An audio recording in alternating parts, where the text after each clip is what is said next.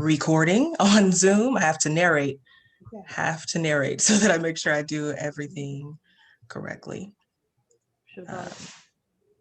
And to answer your question, Jeannie, no, we cannot see you at all.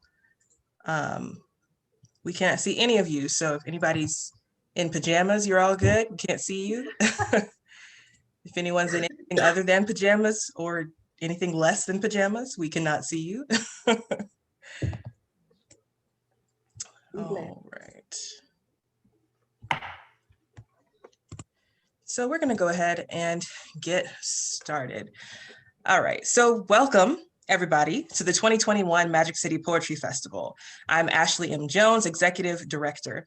We're so happy to kick off the All Over Alabama reading series featuring Dr. Jacqueline Trimble, Jason McCall, and Kimberly Casey. We'd like to thank our sponsor, PEN America, and the PEN Birmingham chapter. We'd also like to thank all who have donated individually to our efforts. If you'd like to support our mission to deliver free and accessible poetry programming to the greater Birmingham community and beyond, you can donate via our website, which is www.magiccitypoetryfestival.org. I want to thank the Magic City Poetry Festival Board, which is me and Dr. Elamar Wilson, Laura Secord, Alina Stefanescu, Shantika Curry, and Monique Jones for their support and for all of their hard work. We'd also like to thank all of our featured artists for this month's festival. You can find our calendar of events at our website, and registration is always free. We hope to see you throughout the rest of the month. You can purchase American Happiness, which is here, by Dr. Jacqueline Trimble, from the official bookstore of the Magic City Poetry Festival, which is Thank You Books.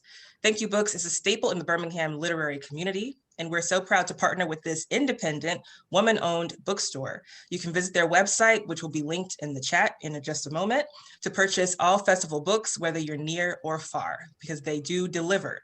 If you're in town, however, in Birmingham, they also offer contact-free book pickup of online orders because we are, of course, still distancing ourselves and hopefully still wearing masks, regardless of what anyone says, because we're still in the pandemic. Jason McCall's newest book, A Man Ain't Nothin, right here, please do yourself a favor and get this book, is available from Pork Belly Press, which I'll also link in the chat when I'm not introducing the event. And look out for Kimberly Casey's forthcoming collection, Where the Water Begins, which will be out from Riot in Your Throat later this year. Also be on the lookout for the readings that these three authors will plan with the Poetry Festival, and that'll happen at some point in maybe a distant or soon future, we'll see. Although this is a webinar and we can't see your faces, we invite you to use the chat feature to write your affirmations and reactions to the poets and to the poems that they read. Please note that any inflammatory chat or hate speech will be cause for immediate removal. After I introduce the poets, they'll read their work for 15 to 20 minutes each, and then we'll open it up for questions. At any point in the webinar, you are welcome to post questions using the Q&A feature, or if you're watching us from Facebook, you can post them in the comments. So now on to the poets. The first reader will be Jason McCall.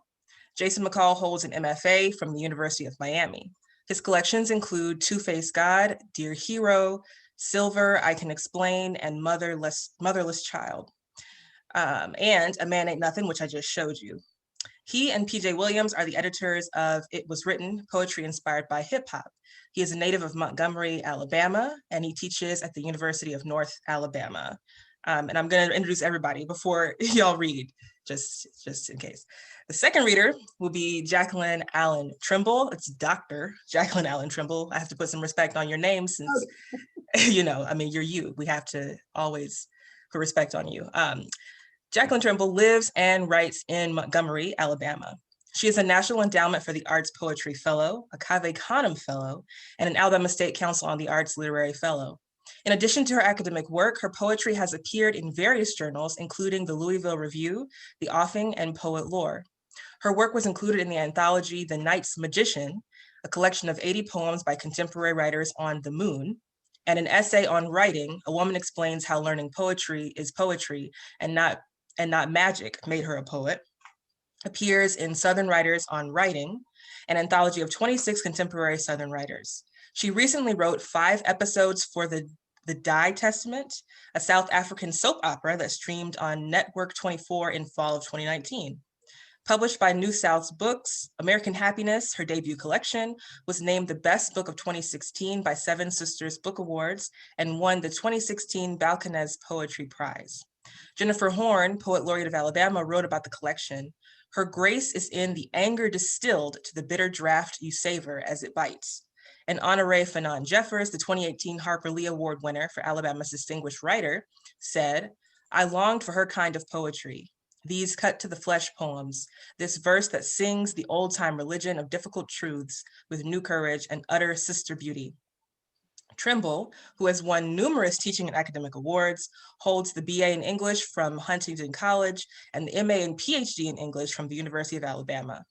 She is professor of English and chairs the Department of Languages and Literatures at Alabama State University.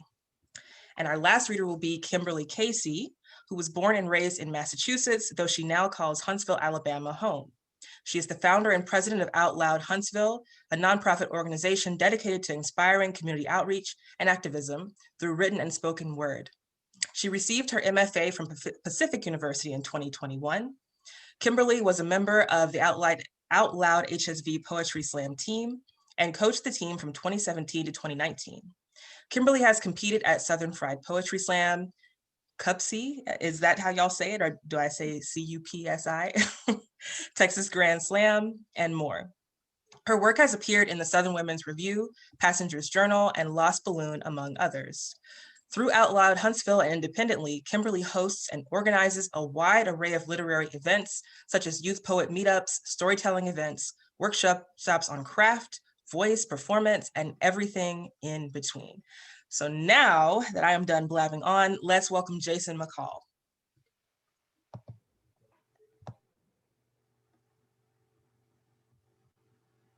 All right. Thank you to the Magic City Poetry Festival. Thank you to all the organizers. Thank you to Jacqueline and Kimberly for letting me read with you all. This is a great event for me, and I'm really happy that I'm leading off because I'm really excited just to be a fan tonight and listen to people. I think when I talk to people about art and writing, some of it is kind of the Southern Alabama pride in me, and some of it's just factual information that we have some great writers in Alabama right now.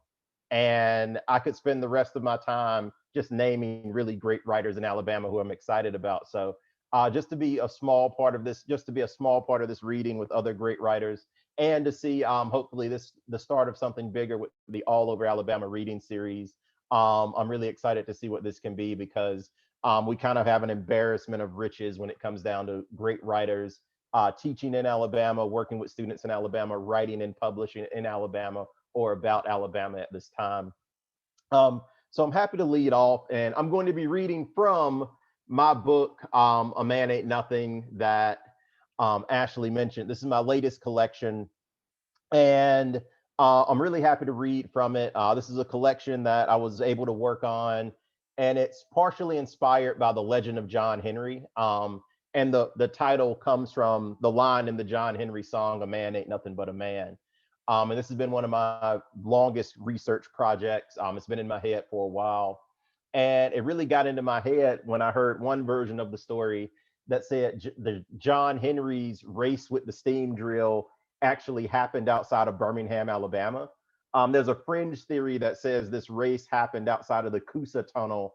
And actually there's a festival in Leeds every year that celebrates John Henry as a local hero. And so for me, my first love was always history. And so I'm always interested in how characters in history move from one thing to another. And so when I started with this John Henry project, I was really interested first in the Alabama connection that may or may not be true, just like Virginia or West Virginia tries to claim them based on their own information. But the more I got into it, the more I started to realize that the John Henry story was a story not just about one person, kind of man versus the machine. As we all talk through Zoom and bang our heads against the computer during this pandemic, we're all kind of living the man versus machine story right now on a day-to-day basis. But it's also a story about the South. It's also a story about masculinity. It's also a story about Blackness. It's a story about music. And it's a story about work. because at the end of the day, John Henry dies at his job. And I love my job, but I have no plans to die at my job. And if I do die at my job, hopefully nobody makes a song about it to celebrate it. Um, and so I'm really excited to read from this book, but also I wanted to say that for this book, I'm also using this book to just talk in a lot of ways about how lucky I am to be a writer, and some of that luck comes from the access that I had as a young writer in junior high, in high school. And so for me, I'm using this book to encourage everybody to support any local arts program around, but specifically for every copy of this book that I sell, I'm donating $1 to the Alabama Writers Forum, Writing Our Stories program that works with the Department of Youth Services to give programming to students in youth detention facilities. And I'm donating $1 to the Alabama High School Literary Arts Program that's sponsored by the Alabama Writers Forum that gives out awards to high school writers. And also, if you want a signed copy from me, you can donate to the Alabama Writers Forum. Let me know, and I can get you a copy. Now, I should read some poems. All right. And again, there are a lot of different themes that jump around in this book. And I'm one of those poets who talk a little bit between poems. And so I apologize about that ahead of time. I just kind of like being conversational, even though we're all virtual. And it still feels weird for me to sit down and read. So a lot of this is still me just kind of trying to get into a rhythm. Um, I'll start with this one. I watch too much HGTV like a lot of us. And so this first poem is called Watching Fixer Upper on Columbus Day. Change can be a bullet or ballot initiative, raising taxes for the breakaway school district, outbreaks or broken leases. Any talk of death is too much Old Testament. Lose the salt pillar and locust. This is revival, rehab, transitioning, flipping the page from a bloody body to the gates of a walkable community. Don't think of it as a shift in color or coin. Think of the buyers, and the modern buyers don't love anything more than gray. We love gray because gray is neutral. Gray is blameless. Gray can be anything from a mishap at sea to a language barrier to an economic force to an alien pathogen to a trigger that slipped and kept on slipping until no one could help but notice the blood and what blood does to the marketplace. We can tell any story we want with gray and a choice splash of color. Gray speaks our language. Gray attracts the neighbors we want to show to the next generation of buyers when it's time to move on to a new investment opportunity, because there's just so much to gain when we take someone else's walls and knock them down. Look at how big it feels. Just look at what can happen when we open this place up.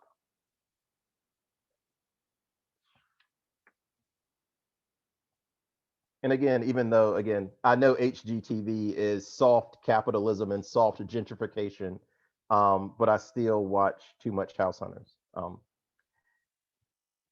The next poem is called We Want Some Brothers Up on the Wall. This was inspired by again, the quote from the Spike Lee movie, Do the Right Thing, the famous like argument that they have in the pizza shop.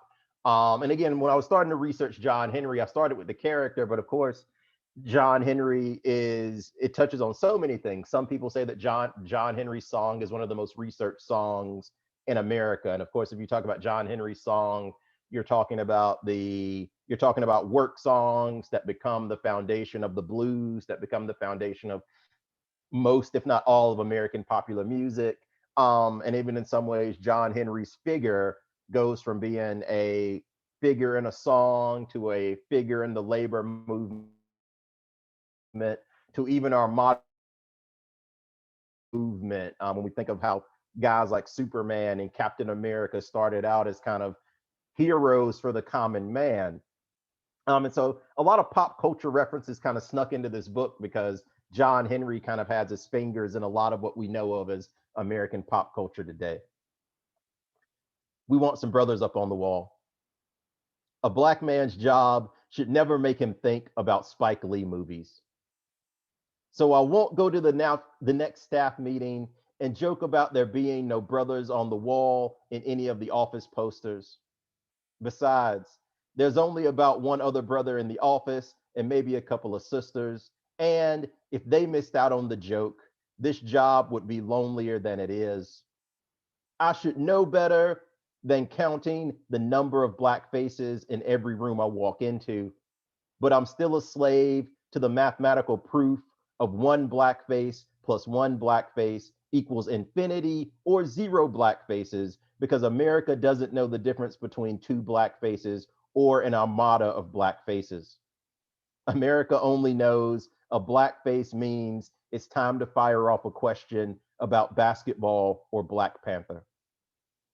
If there were more brothers on the wall and more brothers and sisters in the hall, then maybe I wouldn't leave my door closed so much. But maybe I would close it more because I don't know how to love a Black face, because I never wanted to see my own face as anything more than a rental that wasn't likely to make it past its warranty. I'm only playing a role. I'm Mookie. I'm Raheem. I'm the mayor. I'm the heat making the world squirm and scowl and hate God for making me.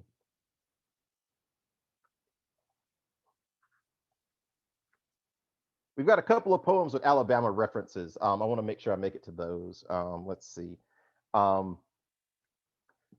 This poem is called "For the 95 Bodies Found on the Imperial Sugar Plantation." The Imperial Sugar Plantation was, it's a sugar plantation in Imperial, Texas. And recently they wanted to convert this old plantation, which was a prison plantation, into a school. And when they started to do the excavation, when they started to do the layout, they discovered 95 bodies. And these were bodies of prison workers who had been killed and put in basically a mass grave. And in a lot of the research about prison labor, convict leasing, a lot of these humans were in some ways lost because there was no record of death. There was no record of burial. A lot of times the best you could hope for was a record of when a person was incarcerated, and then there's a disappearance, but we know that people don't disappear. And this was a moment where history rose out of the ground, literally, to show that this thing really happened in this space. For the 95 bodies found on the Imperial Sugar Plantation.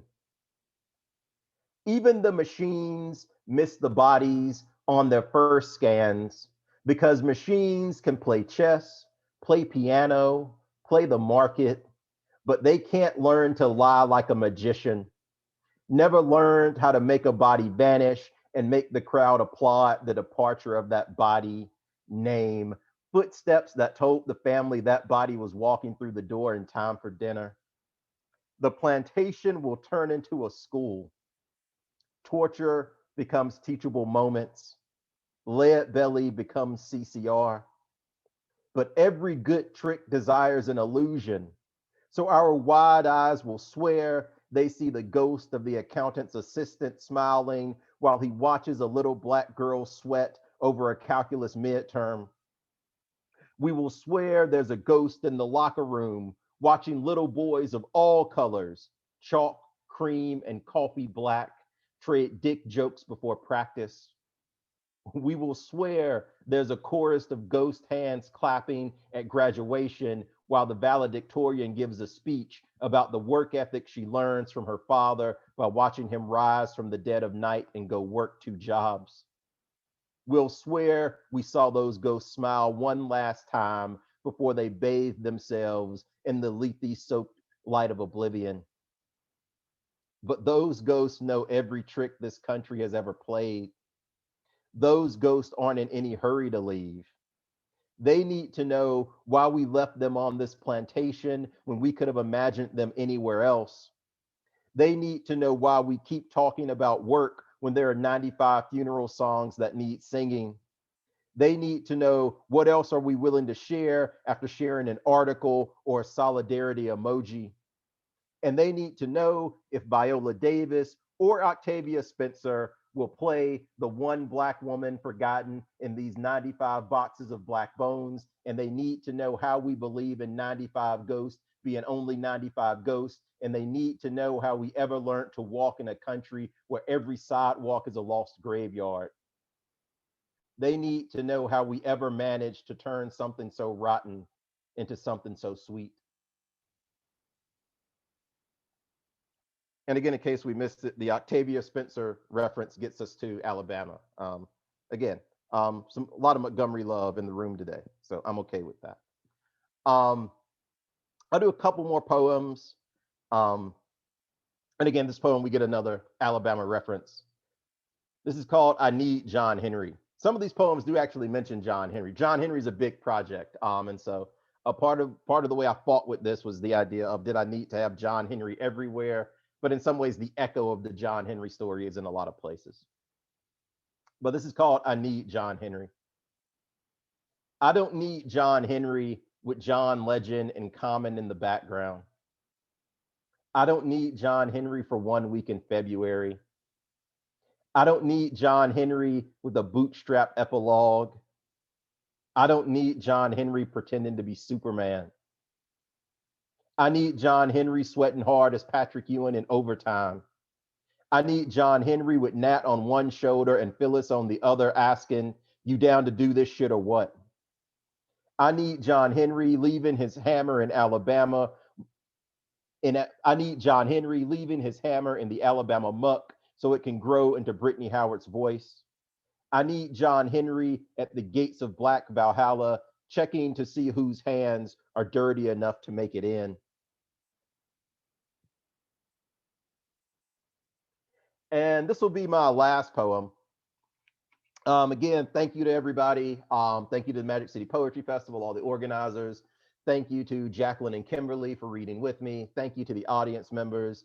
I'm looking forward to being a fan tonight. And again, I'm always a fan of Alabama art. So thank you guys for celebrating that with me. Last poem.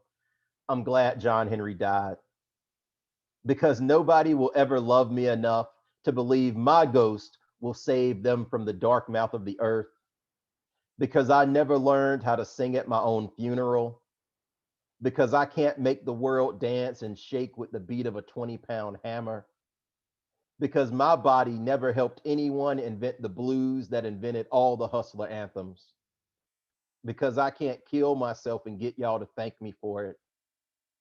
But I'm mostly jealous because he made it to the heart of something, even if that heart was black, even if that heart pumped poison into his mouth, even if that heart was dead since the earth was born.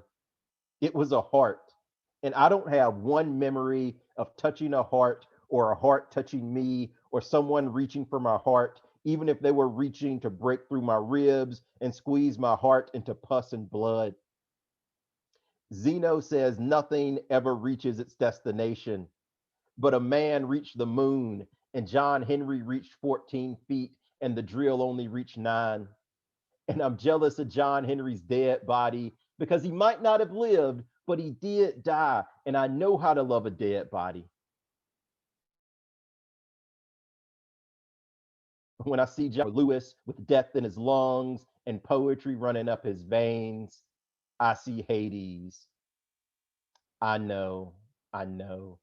The myths about Black Death never end without mentioning a white god. But when I see John in that mountain, black as in the underworld, I see Orpheus inching toward the light with his love one step behind, and I finally stop hating the god of death for pulling Eurydice back into the earth, because I'm learning that a dead body is hard to give up. Ask me why I scream B.I.G.'s verse on Mo Money, Mo Problems every time the sun looks to pull the earth out of its deathbed. Ask me why this is as close as I can get to understanding the Holy Spirit claiming somebody's tongue. Ask me why every Black song is a dirge. Ask me why I'm smiling, and I will tell you the story of all the men who died for me but didn't stay dead. Thank you.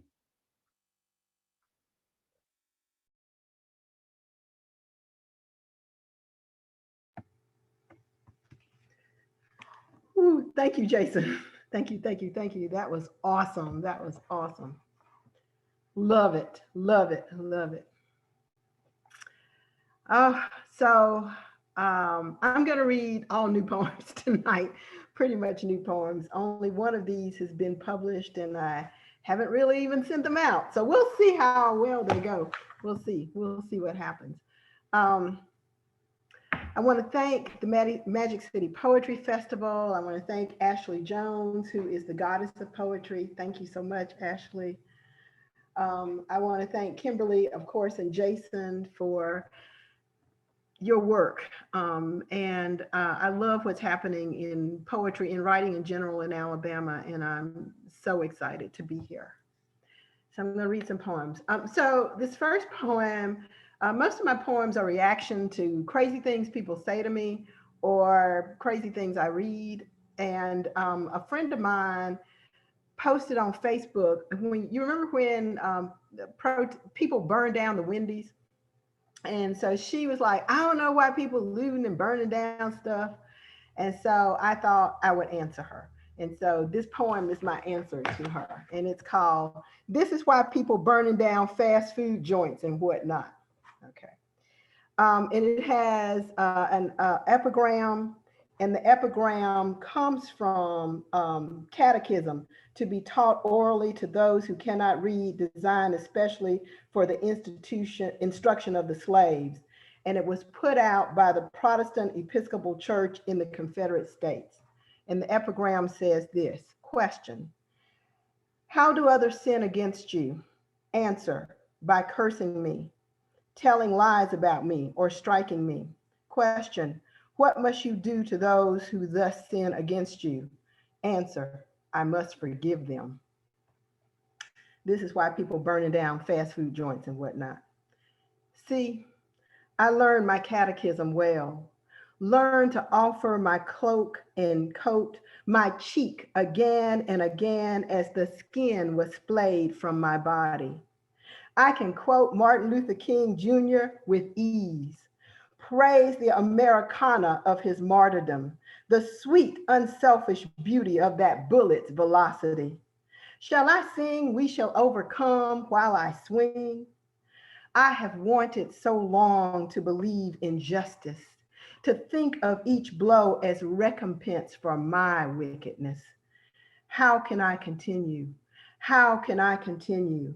How can I continue to take and eat this image of myself, choke on the eloquence of my dissent, speak love fluently to someone with his knee on my neck, his bullet in my child?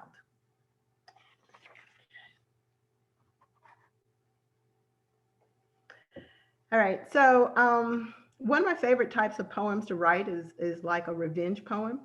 And I think this is one of the power of writers, is that you can write things to people who've made you mad. So this is a poem in that vein.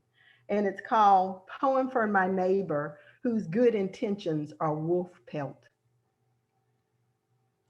This carpetbagging, gentrifying errand mother's son cut through our neighborhood buying houses, called himself a community developer, clipped all the live edges and liberty neat and bound for himself and his posterity.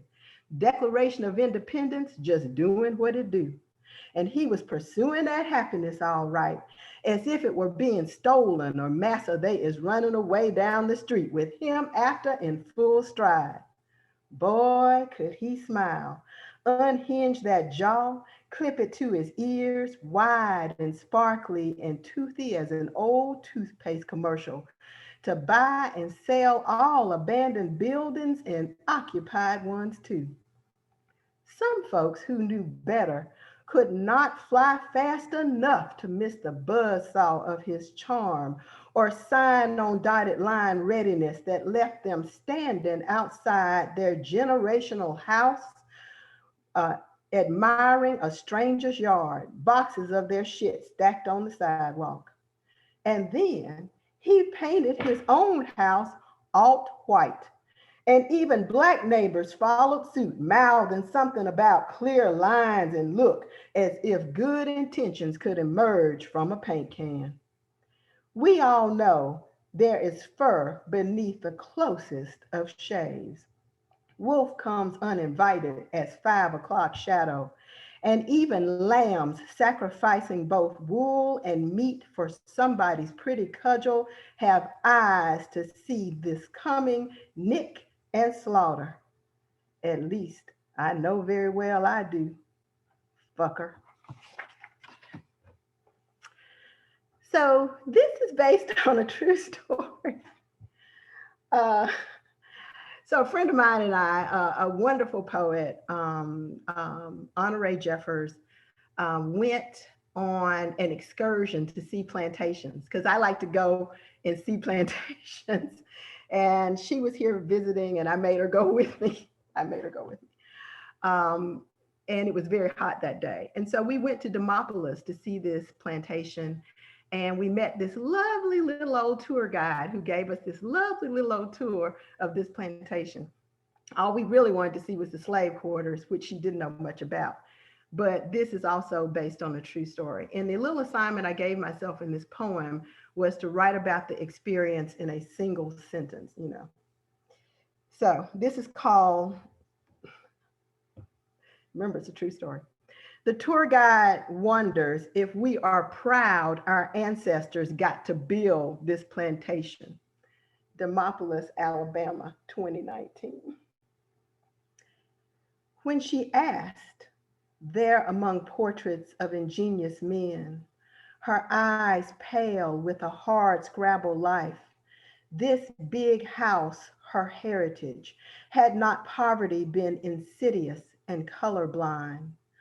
I thought of her passing the ruthless columns on her way to school, a cotton sack dress, hungry for verandas, even as what the hell hung silent on our lips, our heads beating back and forth with no.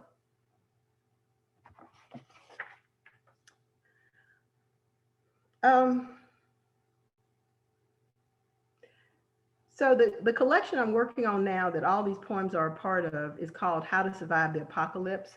And yes, I started writing it before the plague came along, but you know, it's just corroboration. The sort of thesis of the poems, or the thesis of the collection, is that Black people have survived many apocalypses, and that the thing that has allowed us as a people to survive erasure and annihilation is creativity. And so I thought about different ways that I wanted to write about rage, because a lot of things were going on, and I just didn't even know how to contain it all. I didn't even know how to respond to it. So this poem is called Kneeling is No Longer an Option.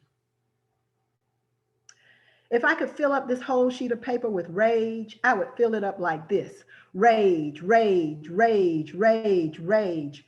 Or I could put rage to the 100th power, like mathematicians who want to express a number that is too big, so their hands will not get tired of writing all the zeros. Plus, it is inefficient to write all those zeros.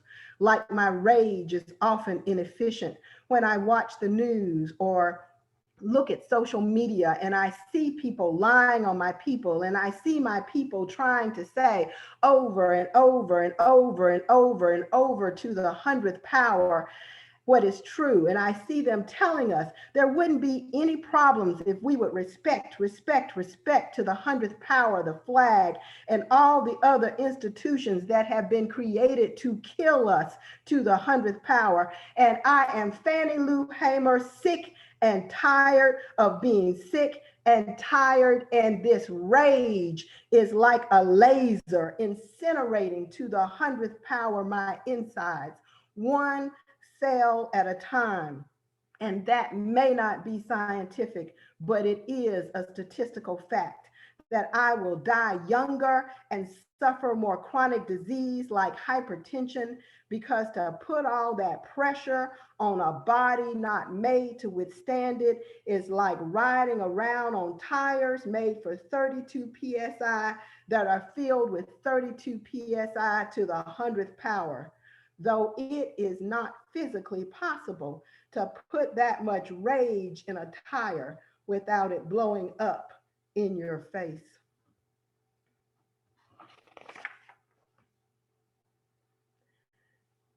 So when the pandemic started, my son, who was in college, came home. So that meant my husband, my two sons, and I were living in the house all together for an extended period of time. And that testosterone thing is real, y'all.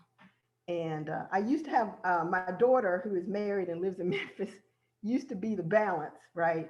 Because she was the sheriff, the regulator. I would just have to go in my room and close the door. But she was the one that could gather them up and make them do right. I don't have that kind of energy. I need to write poems.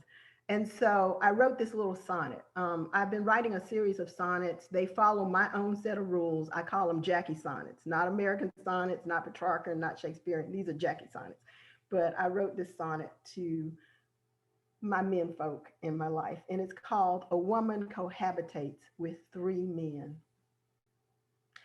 Not glamorous like it sounds, two duplicates in the original. They roar and snort, beat their chest, scratch, always loud, half naked, drop their garments like breadcrumbs, lose things, scratch some more, lose everything beneath and behind. Inexplicable spaces lodge their plunder, tablets, homework, tax returns, a chicken bone altar. That yellow shoe I will have to find later, my uterus translated into divining rod. Bodies as battering rams of sound, mismatched chromosomes, weapons of chaos, truncheons, trebuchets, terrors. And yet I love them, my sweet boys, feckless warriors, destroyers of kitchens, enemies of my solitude. You have been too long from conquering. The wilderness calls your names, and I say, go. Take up your armor, gloves, and boots. Sharpen your swing blade, hatchet, and rake. Cover your loins. Go forth, my darlings, into the Pharaoh backyard and slay. All right, you'll get this. The title says everything. Another sonnet. FYI to the men who rejected a Wikipedia entry on me because they didn't think I was important enough.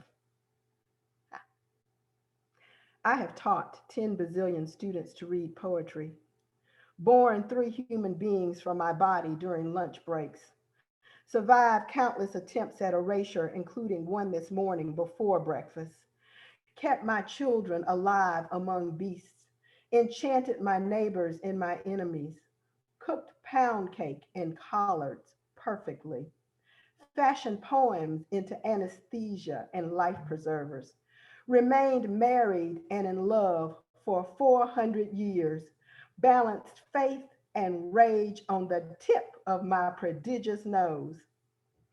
So, it is predictable that you rejected me with words like unremarkable and too few references on the internet, your semiotics lacking in your attempts at naming me. Sirs, never heard of these men and no peer among them.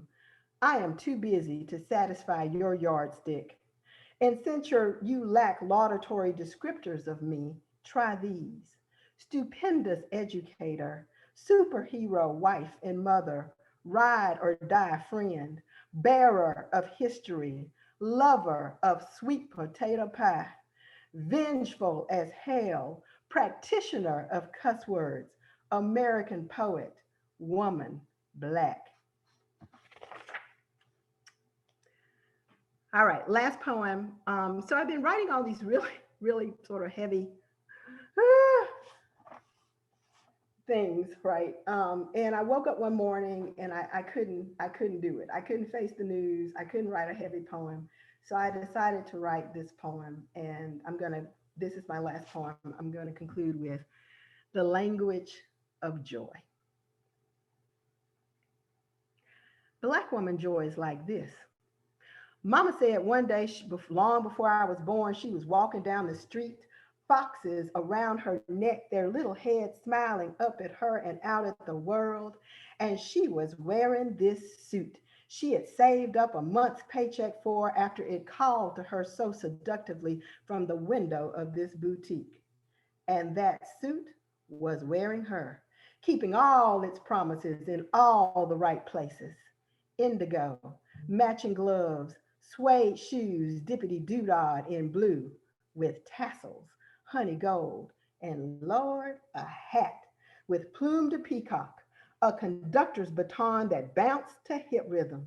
She looked so fine, she thought Louis Armstrong might pop up out of those movies she saw as a child, wipe his forehead, and sing ba-da-dee bop, bo-do, de-do, de-do-do. And he did. Mama did not sing, but she was skiddly doing that day. And the foxes grinned and she was the star of her own Hollywood musical. Here with Satchmo, who had called Ella over, and now they were all singing and dancing like a free people up Dexter Avenue.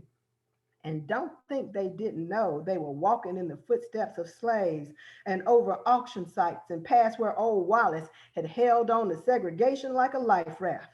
But this was not that day.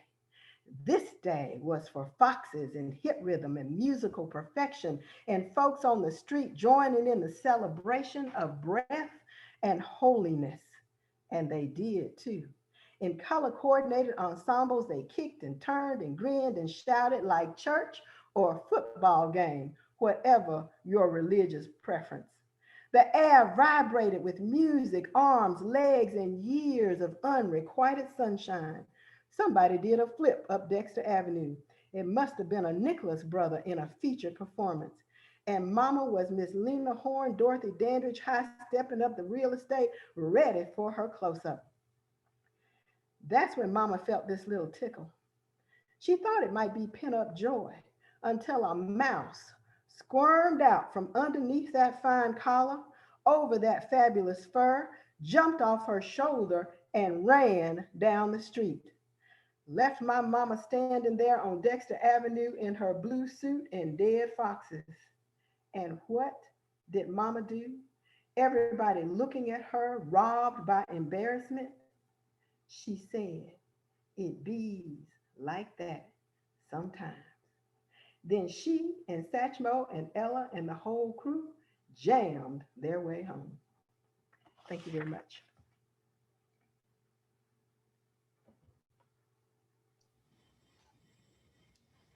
Wow, Jacqueline, Jason, it is an honor to be among you. I'm catching my breath after your incredible work. Thank you to Ashley and Alina for inviting me to be in this space, and to everyone at Magic City Poetry Festival. I'm honored to be here. I'm Kimberly Casey. I do run a spoken word literary arts organization up here in Huntsville, Alabama.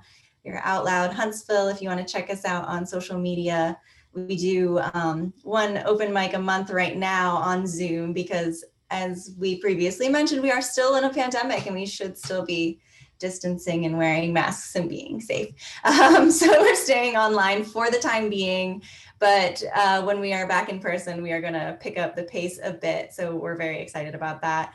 And, you know, Ashley has always been such an amazing supporter of what we do. And I'm so grateful to share space with you again here tonight, Ashley. It's an honor. I'm going to be reading poems from my forthcoming book, Where the Water Begins, which is releasing in September. I am absolutely thrilled. This project was, it started out as my thesis manuscript from my master's program, which I just finished from Pacific University in January of this year. So master's program in a pandemic is wild, but you know, we made it through, and the project is something I'm hugely proud of. So I'm excited to share these poems with you. It deals a lot with grief and mental health and the fluidity of memory, and how we are always remembering something skewed, and how we can never get back to the original incident. It's always skewed by our perceptions and who we are, and where we've gone, and where we're going. So there is a lot of like heavy loss in it, but I promise I'll bring you back up, at the end. We'll go on a journey together. And I want to open with this poem titled Golden Hour. I think it's fitting in this pandemic where we all grieve collectively, and we struggle with how to balance our personal among that, our personal grief and our personal feelings among that. So, when you caught one to keep, we took it home and I asked you to teach me. You showed me how to spike the brain. I thanked the fish, looked away, pressed down. We bled it, shaved away the scales, severed meat from bone. I'm afraid of leaving my loved ones alone. Flying into an endless sunset the next day, a soft glow through the window, and every passenger is glazed a smooth bronze. Every other seat empty, each face masked, some with simple fabric, others medical grade filtration set beneath serious eyes. No one here talks much. Bodies pull away from the aisle each time a passenger scurries by. If a plane crashes in the middle of a pandemic, would the world make a sound? How do we grieve one loss among so many? Yesterday, the breeze caught the water, making waves beneath the boat, and you swayed, staring out towards the setting sun. Your skin slick with sweat, bronzed in the light, bouncing under the bridge where you waited for something to bite. When I told you I didn't understand the need to maim something, just to send it back below with a taste of its own blood, you said, "We are all violent. It's about finding the way out that does the least damage." Thank you. That was, I have a lot of water poems in between the grief poems. Like I kind of use the water as a buoy in the poetry and in my life. It's a place that is like very, very healing to me. I always try to find my way to water if I'm hurting and in need of some healing. So we'll come back to some water poems in a bit, but there's also a lot of losses in my life, unfortunately. Mental health related and addiction related. And so I do kind of go into those throughout the collection. This is called Buzzcut. A mountain of empty cans and cardboard boxes are stacked against the wall to maintain some suggestion of order. My credit card is on file at the front desk for the fourth night. Too many bodies in the bathroom, waiting in line under the vanity lights next to the coat-covered counter, my fingers collecting nests of hair before they fall to the floor.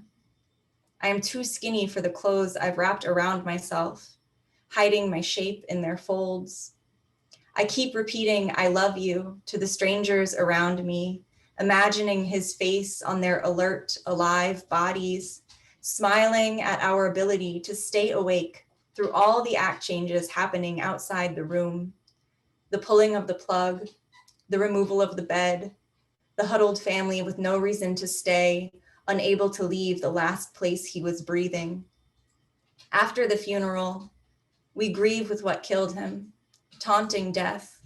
We say, "Just one more time for his memory, and then we'll stop tomorrow." But if you don't sleep, you don't have to wake up to a world where he is dead. Drunk driving to a drug deal. We've done it too many times, and I was so often in his passenger seat. This time, I wasn't, and the highway sent his body home, catapulted from the Cadillac into the rain-soaked street. The passenger, pinned against the median, pushed his way out to call for help, collapsed. If they were here in this motel room, I would tell the strangers to leave. I would ask the ghosts to forgive themselves while washing their hair. This next one, I'm just kind of gonna go right through them. I've got a lot of heavy stuff in a row. I should have spaced it all out better, but like I said, there's more in the collection than just this. We're just giving you all like all the really dense stuff. This is called Envelop. I like making my own dark. As a child, I'd crawl into the hall closet, listening to the muffled sounds of my family in motion, imagining them as strangers. It is a controllable night. I knew I could step out into the smell of cinnamon rolls and baseball blaring on AM radio. I still seek out small containers, an aimless car ride with the music too loud, under the bed with the aging cat cradled in my arms, tucked into a sleeping bag in a child-sized tent, wrapped up in his hoodie with all my limbs tucked inside, a camper in the country, bundled in blankets under a skylight, able to see the vast wonder around me without touching it, just sitting in awe, feeling small but held, sheltered within a make-believe safety. I fear the violent whisper of wind creaking through a shut window. He was buried in the smallest box. 6 feet of skin and muscle I memorized with my fingertips, gone. I used to sleep wrapped in the weight of his limbs. Now he is underground and I sleep furled like a fiddlehead, harvested before the frond reached its full height. I close my eyes, but specks of ash still stir into my sight. I'm gonna go to this next poem, which is, I have 2 more. I'm gonna read this next one, which is, I talk a lot about how we inherit our grieving processes. I think it's something that we carry very, whether intentionally or unintentionally, we learn how to grieve and process through, you know, what we see around us and the people in our lives, whether it be healthy or not. And unfortunately, I didn't learn to grieve in the healthiest way. It was something I had to come into as an adult, and through experiencing grief over and over. I think, unfortunately, it became something I had to learn to deal with better in order to survive myself. This is called Irish Goodbye. Green beer tilts towards the rim of my plastic cup as I dig in my bag to find my phone. Rising from the picnic table bench, I answer my mother's call, trying to find a quiet corner of the bar, but it's St. Patrick's Day. Cheers and chattering fade as I cross the parking lot. I stick to the tar when she tells me. Uncle Mike is in the hospital, on the transplant list for a new liver. He's denying doing the damage to himself. I've had 2 Irish car bombs, 2 stouts, 1 green ale. She'll text me with updates. I stumble back to the table. Someone tells me they love me and I can't look at their face. I am the family I come from. I let a few tears tumble to the dark wood and I order another shot and a beer, though I'm already not sitting straight. I bum cigarettes, flicking a lighter in my left hand, sparking and fading. I would give him a piece of my own organ if I could, if we matched, even though we stopped speaking years ago.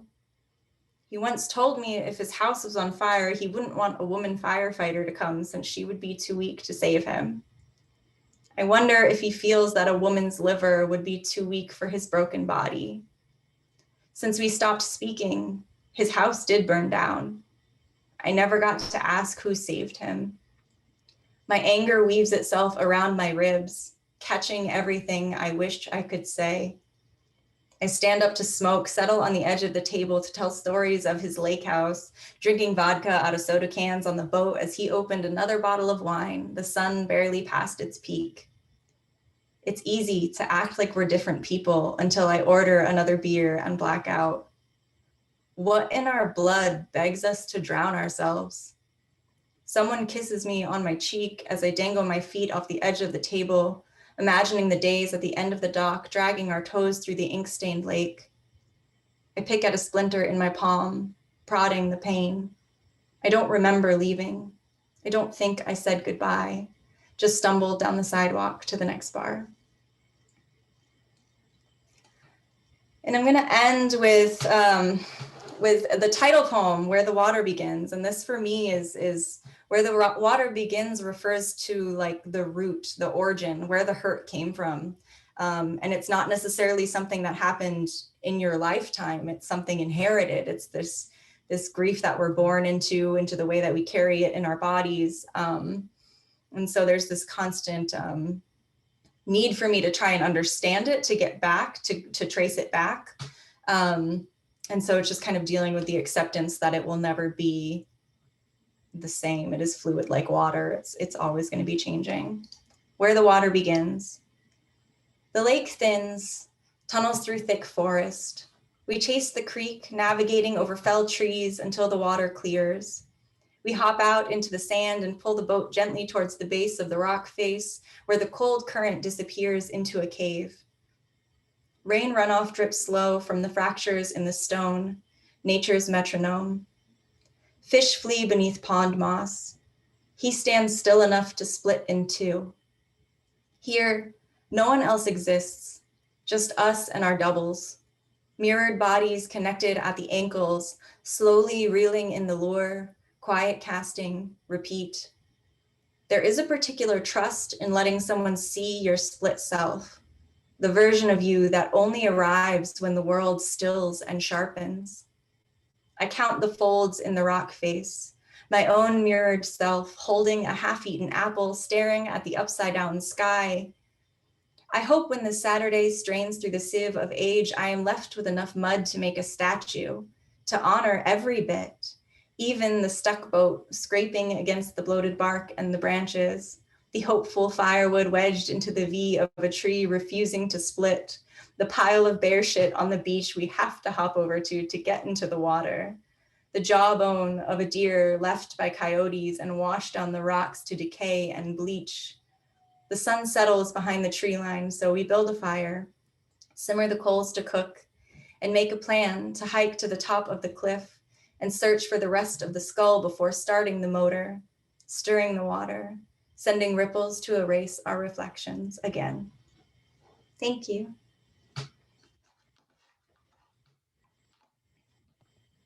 Wow, y'all, I was trying to hurry and unmute. My goodness. Another round of applause for these amazing readers. Goodness gracious. Wow, thank y'all so much. I've just been over here reacting. I'm sure y'all seen me in the chat, and if I were not on this camera, I would be running around this room. That was so amazing. Thank you so much. So before we go to questions, and while I'm talking, if you have questions, please leave them using the Q&A feature, or if you're on Facebook, leave them in the comments. I wanted to quickly kind of go back and explain to y'all what the All Over Alabama reading series is supposed to do. This is our first event in this series that we're kicking off this year. And the idea is that these readings will travel across our state. So each of these three readers are from different parts of Alabama. Jackie is in Montgomery, Jason is in Florence, and Kimberly is in Huntsville. And each of them are now going to be charged with having a reading in their area. And the Poetry Festival will sponsor that reading. So they'll have a reading, and then those readers will have a reading, and then those readers will have a reading, until we're just traveling across the entire state sort of autonomously.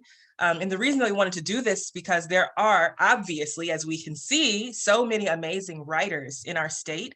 And I just want all of them to have a platform, no matter where they're from, no matter what kind of background they're from, if they're academic or not academic, whatever. So that is the goal of this series. And if you're interested in being a sponsor, perhaps, to some of these readings, let us know. And hopefully the reading will make it to your neck of the woods sooner rather than later. So please keep an eye out for these amazing readings. Okay. So now let's see if we have some questions. Jessica Temple, illustrious poet Jessica Temple, asks, for any or all of the poets, how has this strange past year changed your writing?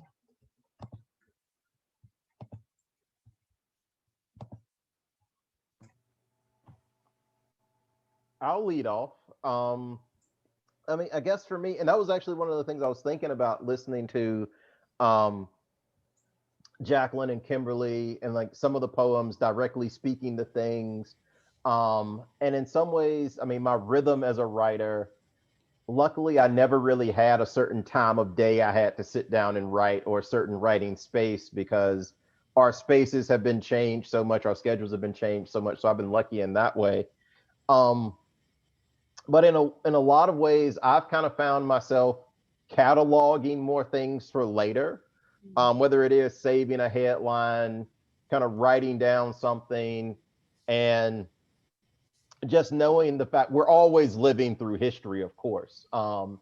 But just knowing that for a lot of these things, well, I don't know, like if this is an idea for right now, but for me, I don't know if it's a poem for right now.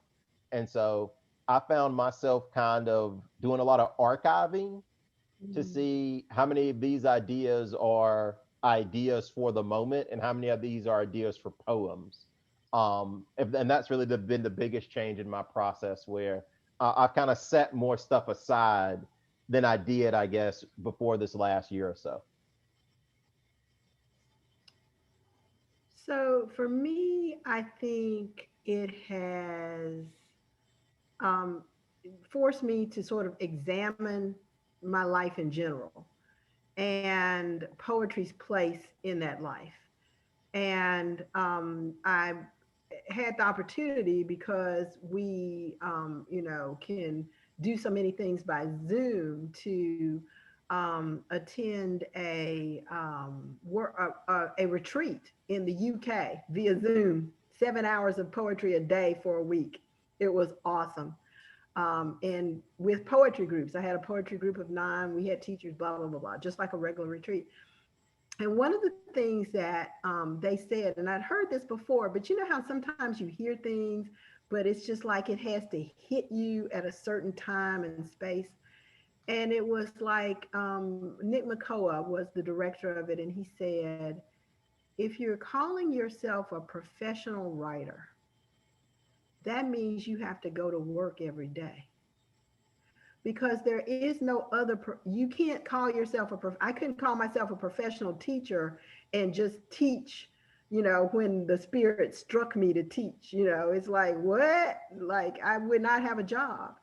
And so it's like, what part of your time and your energy are you willing to dedicate to your work? And your work is writing. And what has come to me is how necessary the production of art is. I mean, I guess I always knew that, but it's kind of like, it's more essential now. It's like, this pandemic has made you assess what is really important. And what I've discovered is really important, up there with food and drink and shelter, is really the production of these things that we do, where we observe the world and we say, look, y'all got to look at this, and you've got to see it this way. It's incredibly important, I think, for the times in which we are living. Yeah, just jumping off that, understanding the urgency of it and the need for it, just in a personal way too. I've been having a lot of difficulty creating the space in my mind to get to writing, right? I mean, we're all so occupied with what is happening around us. I've been leaning a lot on just like simple writing prompts, which I never really used to do. I have this writing group that started through my MFA program. There's some students in my cohort that we started this group, but during the pandemic, we've all been feeling the same way. So now we have this weekly, everybody shows up on Zoom with 2 words and we write together on Zoom, where we use all of the words that we brought. And it's simple, but it gets me moving in a way that is just not preoccupied by everything else going on. And I find that revision is already so essential, but I think that a lot of my most important work right now is in revision. Is getting those little bits to start me off and then going into the poem from there. Thank y'all. And we have a related question from Beth Stewart, the incredible Beth Stewart. She asks, what is a vision you have for post-COVID life? More accessibility. just as a person who runs events, I've loved how connected we can be to so many people across the country and across the world, and here in our own state. I mean, even, you know, tonight, I don't know if we would have gotten a chance to have us read together in different circumstances.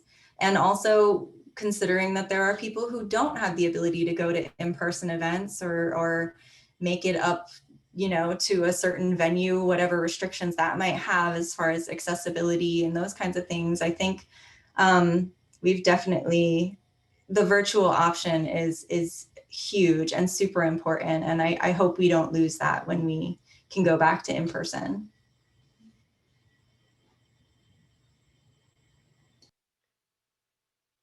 I totally agree. But I do miss reading with an audience, because there's so much energy in the room when you have live people there and they're sitting there and responding, and you can see people's faces, and you can feel that energy in a way that you know, Zoom just does not. Zoom is fun, but I don't know. It's something about bodies in a room. I don't know. But I'd like to be alive. So I guess my real thing to do past COVID is to survive COVID. Yeah, and I think, I guess, kind of with survival, and even what we're doing right now as we talk about the idea of kind of the things that we did to survive during this, the things that we are doing. This is present tense. We're still here. We're still in it. Even, yeah, keeping some of these things around, not just even in these reading spaces, but also in the spaces of, in a lot of ways, like, I want memory to stay around, because I think in a lot of cases, whether it's like a lot of us are probably starting to get emails about conference season and the excitement about getting back out there, or a lot of our institutions are excited about the idea of getting us all back into a room again, whether it is as teachers, as academics, as organizers. Um, but I really hate, again, for me, I said before, history is my first love. Even if the, you know, hopefully, you know, by the end of the year, by next year, we're in a much better place. Remembering in a lot of ways kind of what got us here, whether it is the idea of the inequalities, whether it is the idea of the social, economic, racial, gender pressures, and remembering, again, in a lot of ways, you know, this has been a horrible moment in and of itself, but it's also been a horrible moment that has accelerated a lot of other horrible things. When we talk about ideas of access, when we talk about ideas of, and again, whether it's access to literary events, whether it is access to healthcare, whether it is access to education. And so I think in a lot of ways, what I hope for with a post-COVID environment is that I really like, if we can take the best of us that we saw in this moment, and even if the pandemic goes away, the best of us shouldn't go away. If we found a better way to do something because it was an emergency, that doesn't mean that better way has to go away when the emergency goes away, because there's still a lot of emergencies that aren't going away anytime soon.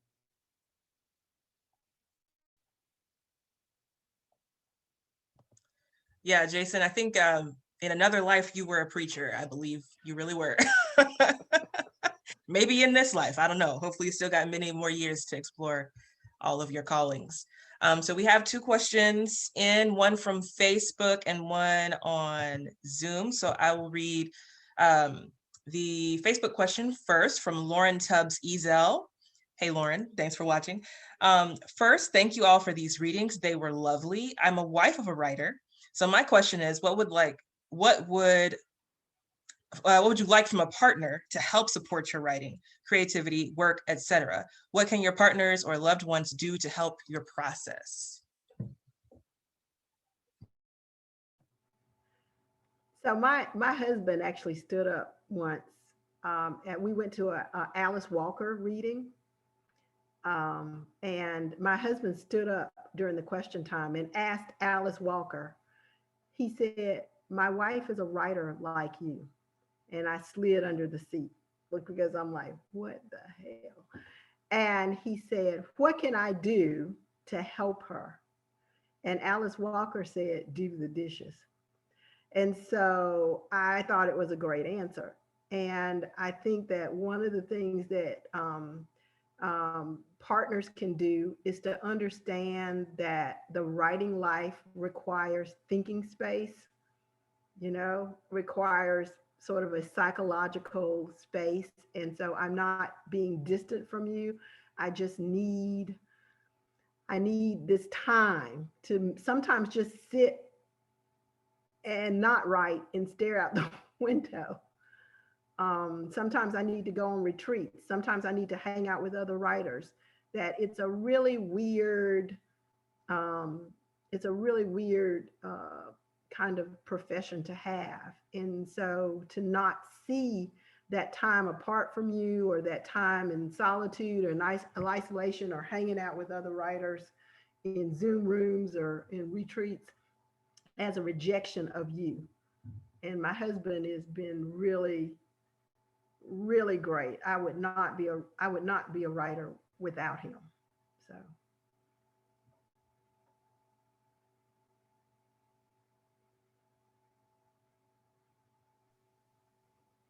And I guess, I mean, for me, the only other small thing is that I guess as a partner, you are not a mind reader.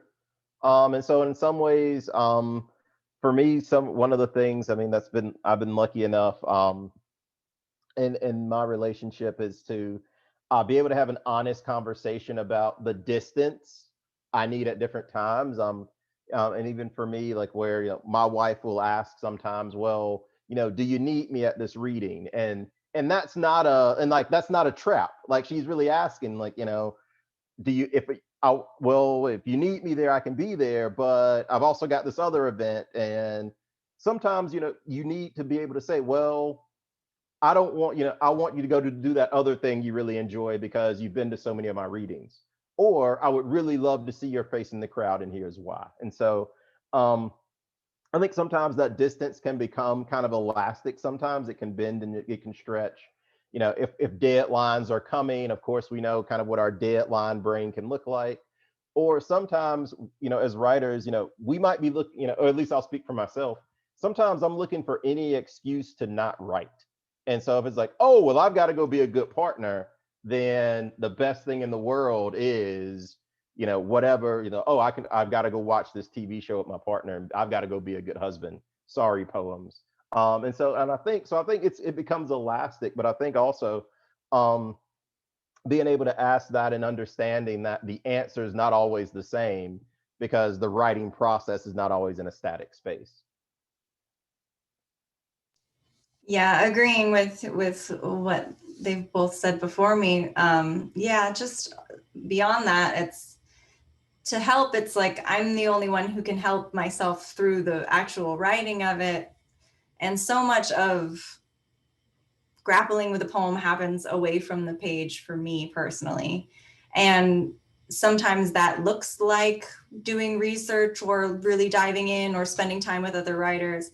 But sometimes that looks like, let's go to the lake, let's go on a drive, and let's not talk about it for a while. So, and not taking offense, I guess, to, like you said, the distance, the elasticity, the space that is required.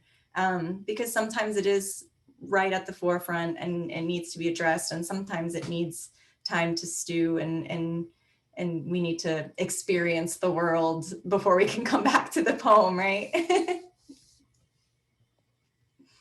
These are all great answers. I'll take these down for a future in which my partner has appeared. Amen. Amen. Okay. Our last question here on the Zoom is from Robert Daniel.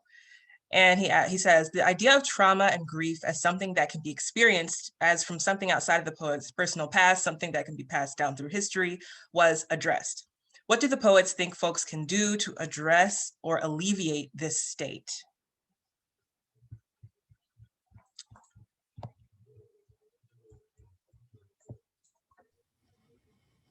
It's a big question, right? I can read it again if y'all need me to. It's just that there's no easy answer, right? And every person heals through trauma so differently.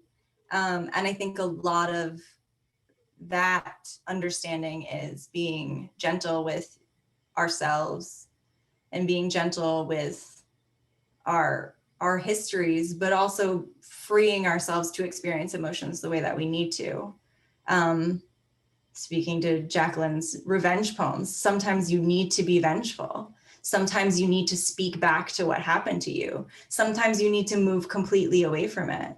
And I think it's more about doing the internal work and understanding yourself and who you are and how these things are carried within your body and within your whole structure. And then offering yourself what you need. I know that's a general answer, but we all need to kind of do that internal labor, right? To be able to understand what we need for ourselves. For me, I totally agree with what Kimberly has said. You have to do the work. And I was a person who, when my mother died, I immediately started doing things like busy things, right? Funeral thing, all sorts of stuff. And what I didn't do was grieve, because grieving does not feel good, right? Busyness feels good. But here's the problem: you're going to grieve sooner or later. And the later it is, the worse it is. And so it was really 8 years later and a lot of emotional turmoil before I really allowed myself to feel as bad as was necessary to get through that grieving process. And I think that's not just true on a personal level, but for me and in my poetry, my work is about confronting the grief that needs to take place at a national level. The grieving that America needs to do for the trauma that people have suffered and are suffering. And the only way you can do that is you've got to confront it. You can't pretend it didn't happen. You can't make up narratives to whitewash it. You just got to say, you know what? This is messed up. This was messed up. Let's learn about it and let's move on. But you're never going to be able to move on. You're never going to be able to reconcile. You're never going to be able to get past it. That's why we are where we are right now, because we won't face it. And so grief, personal, national, cultural, all of it, you got to face it. You got to deal with it, honestly. And I'll agree. And I'm going to use a term like, a lot of times I'll talk to people who I'm working with, or like writing colleagues or students or anybody who I talk to about writing and art. And I'll talk about being selfish. And I think there's room to be selfish in the best way when it comes down to grief or trauma. Even as we talk about even something that's kind of generational or historical, if it's passed down to you, it is yours to a certain point. And for some people, there is the impulse to write through it. For some people, there's the impulse to ignore it. For some people, there's the impulse to work around it. And I think in a lot of ways, figuring out again, the confrontation, I think, becomes a selfish confrontation, figuring out what you need out of that grief, what you need out of that pain, what you need out of that anger. And that becomes and again, that's the work we all have to do on our own, to say. And again, even for me, like working through this project that I'm working on with John Henry, where as I've been working on it, I had a family reunion a few years ago, and I discovered names of like great ancestors who were like enslaved people, and I discovered some of the names of the people who enslaved my family. And one of the people who enslaved my family happened to also own a railroad. And so as I'm looking at the history of the railroads, I'm discovering that one of the people who ran the railroads also was the person who bought and sold my family members, and raped my great grandmother, and might have been the richest man in Montgomery. And so like the idea of kind of what to do with that becomes, well, on one level, it's personal family history, but also what to do with it to say, well, for me, it's also, that story also, of course, isn't necessarily uncommon, because many people have the idea of exploitation and torture and horror in their family tree and their background. So for me, it's just kind of figuring out how to process it and figuring out kind of what I owe to myself to deal with the grief, And then also figuring out the idea of grief as kind of what you owe anyone outside of yourself. And I think in a lot of cases, when it comes down to dealing with grief, dealing with hurt, there was a great Tina Turner documentary that came out a couple of weeks ago. And one of the things she talked about a lot was the idea of kind of dealing with an audience and kind of the idea that, you know, she's one of the greatest performers of all time, but people just want her to replay her grief over and over again. And kind of figuring out, I think there's the idea of figuring out, when I talk about selfishness, there's the idea of figuring out kind of what you owe yourself, but then that also can dictate what you owe to anybody outside of you, whether that's in an artistic space, whether that's in a community space, whether that's in a personal space. Wow, thank you for those answers. Y'all are as eloquent in off the cuff answering as you are in poetry. Wow, so thank y'all again, readers and people who attended as well on Zoom and on Facebook. This has been such a beautiful evening. Let me get my little notes up because I am a type A person who needs to look at a script, okay? I'm, you know, living my truth. So as I said, we want to thank our readers and our sponsor, Penn Birmingham. And of course, thank all of you for being here with us tonight. We hope you'll join us for our next event, which is a Right to Heal workshop with the Magic City Poetry Festival Eco Poetry Fellow, Salem Green.